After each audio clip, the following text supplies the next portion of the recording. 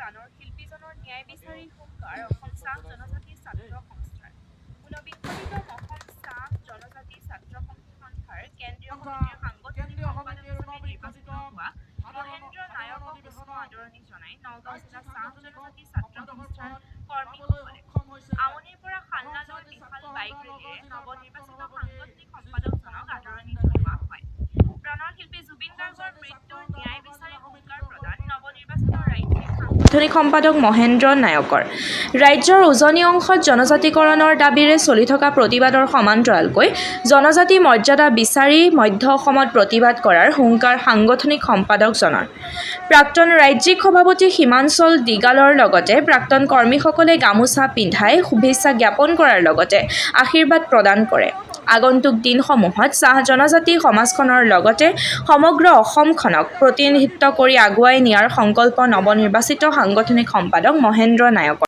অসম চাহ জনজাতি ছাত্ৰ সন্থাৰ কেন্দ্ৰীয় সমিতিৰ নৱনিৰ্বাচিত সভাপতি জগদীশ বৰাইক ডাঙৰীয়া আৰু কেন্দ্ৰীয় সমিতিৰ সাধাৰণ সম্পাদক সুনীল তিৰ্কী ডাঙৰীয়াৰ নেতৃত্বত আমাৰ মহেন্দ্ৰ নায়ক তেখেতে ৰাজ্যখনৰ কেন্দ্ৰীয় সমিতিৰ সাংগঠনিক সম্পাদক হিচাপে নিৰ্বাচিত হৈছে।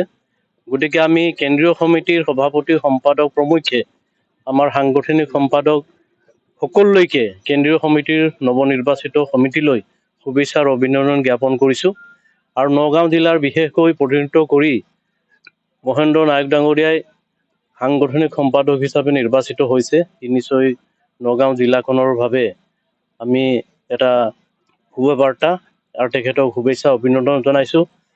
আৰু তেওঁ নগাঁও জিলাৰ সভাপতি হিচাপেও যোৱা কেইবাটাও কাৰ্যকাল সুকলমে পালন কৰিছে। গতিকে আশা কৰিছোঁ তেখেতৰ নেতৃত্বত নগাঁও জিলাত অসম চাহ জনজাতি ছাত্ৰ সন্থাৰ সাংগঠনিক দিশ শক্তিশালী হ'ব আৰু চাহ জনগোষ্ঠীৰ লোকসকলৰ যি আশা আকাংক্ষা আছে, অভাৱ অভিযোগ আছে বা চাহ জনগোষ্ঠীৰ আজি অৰ্থনৈতিক, সামাজিক, শৈক্ষিক আদি দিশত আগবঢ়াই নিবৰ কাৰণে চাহ জনজাতি ছাত্ৰ সন্থাই জন্ম লগ্নৰ পৰাই যি দায়িত্ব পালন কৰি আহিছে, আগন্তুক দিনত আৰু শক্তিশালী ৰূপে তেখেতসকলৰ নেতৃত্বত জনগোষ্ঠীটোৰ উত্তৰণৰ ক্ষেত্ৰত আৰু অধিক শক্তিশালী ৰূপত আগুৱাই নিব আৰু এই জনগোষ্ঠীৰ উন্নয়নৰ কাৰণে ছাত্ৰ সন্থাৰ যি দায়িত্ব আৰু কৰ্তব্য আছে সেইটো পালন কৰিব। আৰু ইতিমধ্যেই চাহ জনগোষ্ঠীৰ সামগ্ৰিকভাৱে উন্নয়নৰ বাবে এটা গণ আন্দোলন বা সমাৱেশ অনুষ্ঠিত হৈছে। গতিকে নিশ্চয় জনগোষ্ঠীৰ লোকসকল সজাগ সচেতন হৈছে। আশা কৰিছোঁ বৰ্তমানৰ নেতৃত্বত আৰু অধিক জনগোষ্ঠীক শক্তিশালী ৰূপত প্ৰতিষ্ঠিত কৰি জনগোষ্ঠীটোৰ উন্নয়নৰ ক্ষেত্ৰত আগবাঢ়ি আহিব আৰু কাম কৰিব। এই শুভেচ্ছা অভিনন্দন জনাই আশা কৰিছোঁ। আমি অসম ছাত্ৰ সন্থাৰ তৰফৰ পৰা যোৱা আমাৰ 17-18 কেন্দ্ৰীয় অধিৱেশনত আৰু মই তাত সাংগঠনিক সম্পাদক হিচাপে মই প্ৰতিনিধিত্ব কৰিছিলোঁ। সেই হিচাপে মই আজি নিৰ্বাচিত হ'লোঁ। পোনপ্ৰথমে মই কেন্দ্ৰীয় সমিতিৰ সভাপতি আৰু সম্পাদকক মই আন্তৰিক শুভেচ্ছা জনাইছোঁ। লগে লগে যিসকল নৱনিৰ্বাচিত বিষয়সকল আজি অধিষ্ঠিত হৈছে তেওঁ নৱনিৰ্বাচিত সকলোকে মই শ্ৰদ্ধা জনাইছোঁ।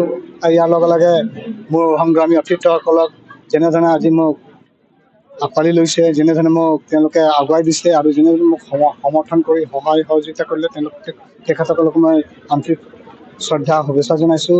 আৰু ইয়াৰ লগে লগে জুবিন দাৰ কথা হৈছে, আজি চাওক জুবিন দা আজি আমাৰ মাজত নাই, তথাপিও জুবিন দা আমাৰ সম্পদ হয়, অসমৰ হিয়াৰ হয়। আৰু জুবিন দাৰ ন্যায় নিদিয়ালৈকে অসম চৰকাৰক আমি দাবী জনাই থাকিম। আৰু আমাৰ হিয়াৰ আমাৰ সম্পদ, জুবিন দাৰ গীত আমাৰ সম্পদ হয়, জুবিন দাৰ আমাৰ আৱেগ হয়, অনুভূতি হয়। গতিকে তেওঁ আমাৰ মাজত নাই, তথাপি আমি সদায় চিৰকাললৈকে তেখেতক জীয়াই ৰাখিম। গতিকে আমি বাৰম্বাৰ তেখেতৰ হৈ আমি অসম চৰকাৰ গৃহ বিভাগকো আমি দাবী জনাইছোঁ যাতে জুবিন দাৰ অতি শীঘ্ৰে ন্যায় দিব লাগিব। যদি ন্যায় নিদিয়ে তেন্তে আমি অসম ছাত্ৰ সন্থা হয়তো পৰৱৰ্তী সময়ত আমি সমগ্ৰ অসম ৰাইজৰ লগত আমি এক হৈ জুবিন দাৰ ন্যায়ৰ বাবে আমি মাত মাতিব লাগিব, আগবাঢ়ি যাম। আৰু ইয়াৰ লগে লগে জনজাতিকৰণ সমস্যাটো হৈছে নিশ্চিতভাৱে আপোনালোকে গম পায়, সমগ্ৰ অসমতে আজি চাহ জনগোষ্ঠীৰ লোকসকল আজি 200 বছৰ ঐতিহাসিকভাৱে আমি বসবাস কৰিছোঁ অসমখনত আৰু অসমীয়া জাতিৰ এটা আমি অবিচ্ছেদ্য অংগ হিচাপে জীয়াই আছোঁ। কিন্তু আজি আমি দেখিবলৈ পাইছোঁ যে এই জনগোষ্ঠীটো আজি শোষিত পীড়িত অৱস্থাত আছে। তেওঁলোকে যেনেধৰণে আজি সুবিধাখিনি পাব লাগিছে, যেনেধৰণে ডেভেলপ হ'ব লাগিছে, যেনেধৰণে উন্নয়ন হ'ব লাগিছে, কিন্তু সেইখিনি আজি দেখা পোৱা নাই। আৰু জনজাতিকৰণ মৰ্যাদাটোৰ হ'ল এয়া নতুন সমস্যা নহয়। আজি অসম ছাত্ৰ সন্থাই আমি দীৰ্ঘদিন ধৰি আমাৰ জনজাতিকৰণ প্ৰক্ৰিয়াক লৈ আমি মাত মাতি আহিছোঁ। ইয়াৰ লগত সমান্তৰালভাৱে আমাৰ চাহ শ্ৰমিকসকলৰ যিখিনি সমস্যা আছে, মজুৰি বৃদ্ধি, আমাৰ সমস্যা আছে, আমাৰ ভূমি পট্টা, আজিও আমাৰ শ্ৰমিকসকলে, আজি চাহ শ্ৰমিক লোকসকলে বা চাহ লোকসকলে আজি আমি বাগিচাত আমি ববাহ কৰিছে, সেই মাটিখিনিও আজি আমাৰ নামত নাই। গতিকে আমি অসম চৰকাৰক বাৰম্বাৰ দাবী জনাই আছোঁ যাতে এই সমস্যাখিনি যাতে আগন্তুক ইলেকশ্যনৰ আগে আগে, নিৰ্বাচনৰ আগে আগে যাতে এই সমস্যাখিনি অতি শীঘ্ৰে সমাধান হ'ব লাগিব। অন্যথা আমি ইয়াৰ পৰৱৰ্তী সময়ত আমি বৃহৎ কাৰ্যসূচী ল'বলৈ বাধ্য হ'ম। যেনেধৰণে ইতিমধ্যে এটা উদাহৰণস্বৰূপে আপোনালোকে দেখিছে, নিশ্চিতভাৱে আমাৰ গণসভা হৈ গৈছে আমাৰ তিনিচুকীয়া জিলাত, ইতিমধ্যে আপোনাৰ ডিব্ৰুগড় জিলাত হৈ গ'ল। এইবাৰ আমি ভাবিছোঁ আমি নগাঁও জিলাতো আমি গণসভা পাতিম, আৰু ইয়াৰ বিকল্প চিন্তা হয়তো আমি চৰকাৰক ল'বলৈ বাধ্য থাকিম। আমি বিকল্প অতি শীঘ্ৰে আমি ল'ব বাবে আমি চিন্তা কৰিছোঁ। আমি বৃহৎ চাহ জনগোষ্ঠী ৰাইজে, কাৰণ আমাক এই চৰকাৰখনে প্ৰতিশ্ৰুতি দিছিলে 3 মাহৰ আগে আগে আমি জনজাতিকৰণ প্ৰক্ৰিয়াটো আদায় দিম, কিন্তু এই চৰকাৰখনে এতিয়া আমি দেখিছোঁ সদিচ্ছা নাই।